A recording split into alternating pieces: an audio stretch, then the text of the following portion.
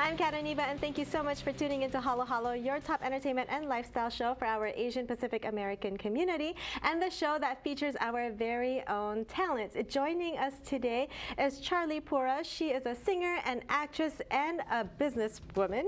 She created Pinoy Frequency and Flip Jams with Charly radio stations that you can hear all over the world. Welcome, Charly. Oh, thank you for having me. I'm so happy to be here.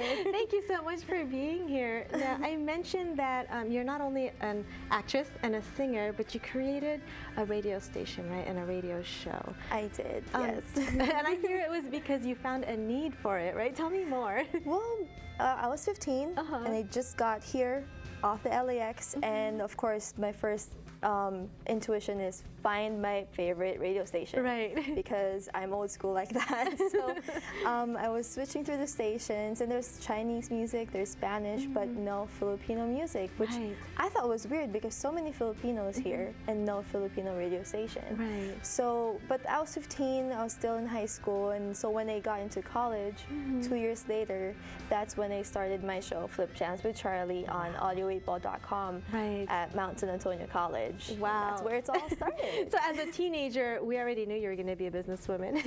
I didn't know, but it just kind of happened.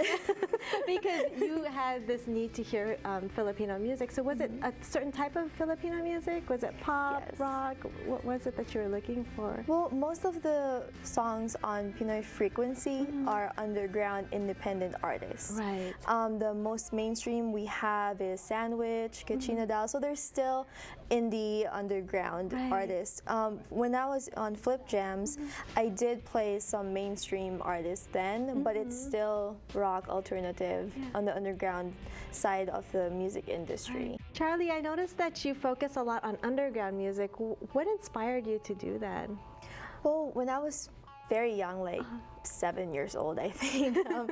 I grew up with my uncle, Charly Pura, and he's the frontline man for the Jerks, who's been around for more than 30 years, I think 35 years, and they're a really underground band, but they're very popular in the Philippines because they've been through the Marcos time, and they're one of the bands that play during the protests, and so they are really known in the underground scene. And also they were mainstream for a while during that era. So they've been around for so long. So I grew up with his family.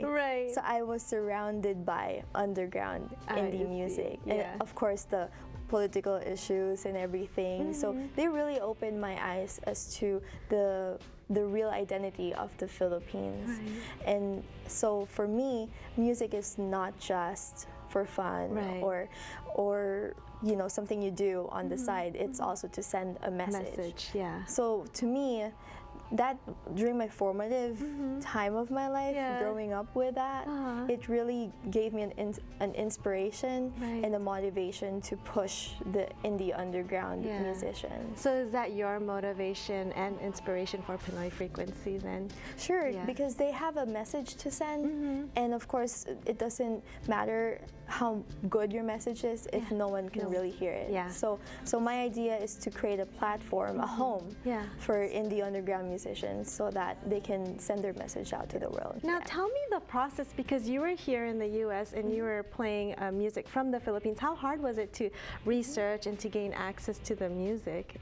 Well, in 2008, that's when MySpace and Facebook was going on. So I was marketing my show online and just posting about it. Listen over to audio8ball.com, and I would post every 20 minutes when I start talking and just tell people what I'm talking about. So people started just trickling in. They kind of stumbled upon my blog.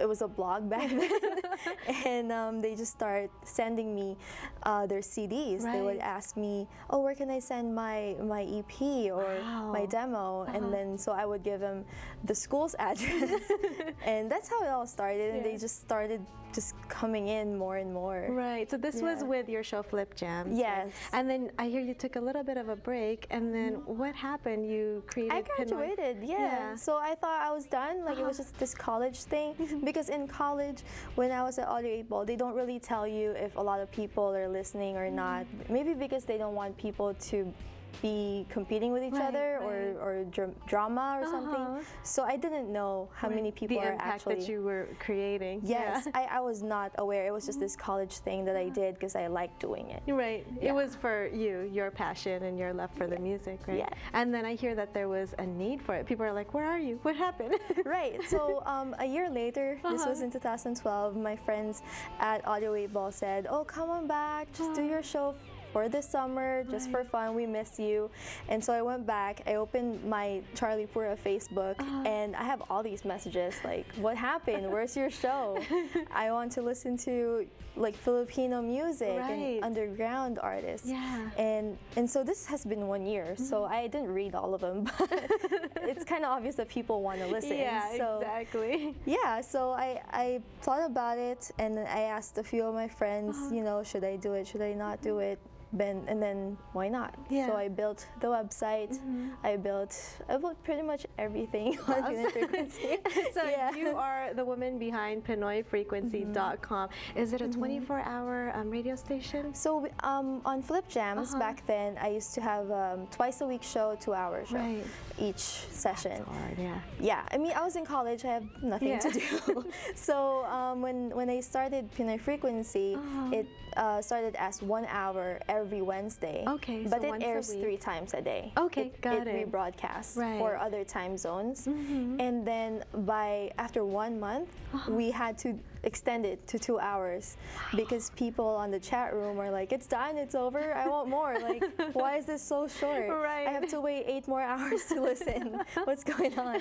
So I had to extend it 2 hours.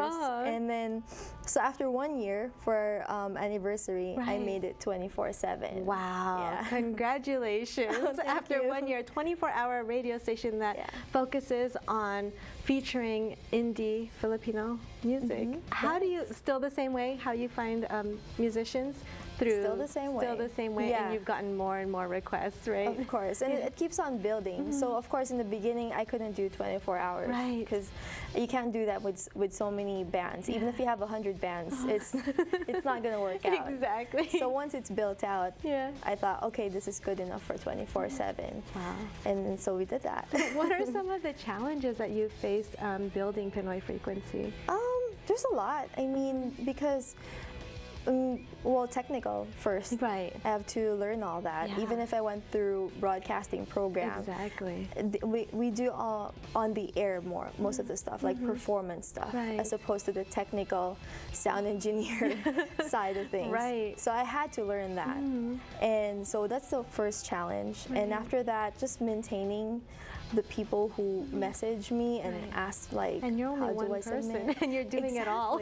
I'm one person, and it's very hard for me to just reply to everyone's messages all the time. Even if I want to, it's just not possible to do that. Unless you clone yourself, right? Yeah, unless I just copy paste to each person. Yeah, that's just impersonal, and I don't want to do that. Yeah, that's true. Now, to listen to your radio station and your show, is it just PinoyFrequency.com? Yeah, so when they go to PinoyFrequency.com, there's a button there that says Listen Now. Click on that, and then scroll down a little bit, and there's a play button there. There's a player, and then you can click play. You can also listen on your phone, but that's through that's through our main player page though. Yeah. Okay, that's awesome. Now I'm gonna ask you, who are your top 3 indie artists right now? That's hard.